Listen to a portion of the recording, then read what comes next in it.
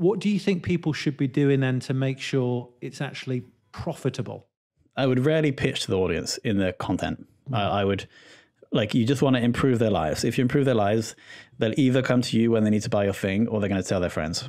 So that's like, if you do that, the problem with that, it's like, it's hard to measure. It's really long term. So what I would do probably after 6 months, once I do have like an okay audience that's growing, is I might put a cheeky little ad at the start just to explain, like, hey, this podcast is brought to you by X. Here's what we do.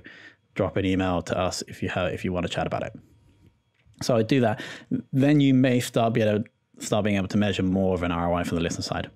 In the short term, and here's actually why that podcast was really profitable for the first one we started, was that by the nature of that we were bringing on our ideal customers, I was building relationships with these people. Our 13th guest was the VP of Sales Ops at like a SaaS company that everyone knows. He got randomly chatting to the CEO afterwards, and like 4 months later bought all of our software for the whole sales team, like 180 people. And so that's why the show is so profitable.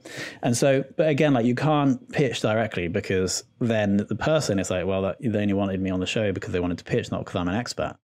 If you just find like the top 20 experts in email open rates, you bring them on the show, they have an amazing experience, you build a bond, like, good things are going to happen. And so that is, in the short term, typically where we're going to see more of an ROI. And if we do that right, then you're going to be more confident. You're going to love the show because it's bringing you so much value. You're going to put more effort into it. That's going to build the audience side better, increase the ROI there. When you have a bigger audience, you're going to get better and bigger guests. And it's just a flywheel that keeps turning, right?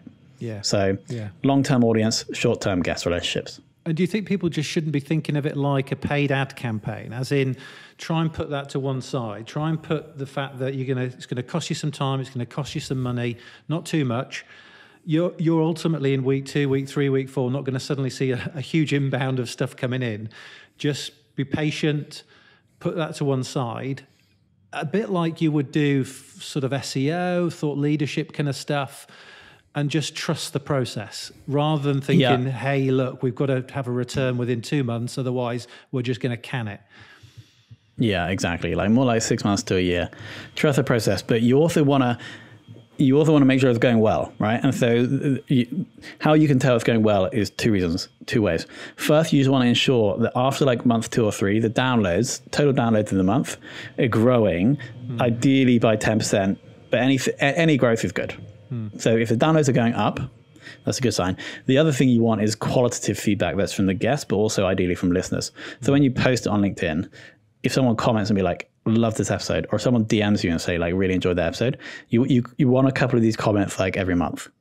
So if you have those 2 things, like, you're doing well, just keep going, and then you probably will get a return at some point.